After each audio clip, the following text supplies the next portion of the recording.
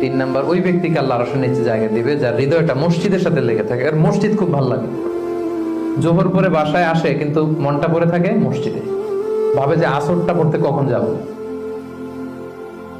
আবার আসরের সময় যে যখন বের হয় মনে মনে ভাবে মাগরিবের সময় আমি কই থাকবো, আশেপাশে সূরাও থাকবে কিনা, মসজিদের জায়গা থাকবে কিনা, নামাজটা জামাতে হবে কিনা, একটা টেনশন, একটা পেরেশানি, সবসময় মসজিদের দিকে মনটা লেগে থাকে সব সময়। এই ধরনের লোককে আল্লাহ তাআলা সেদিন তার আরশের নিচে ছায়া দেবে।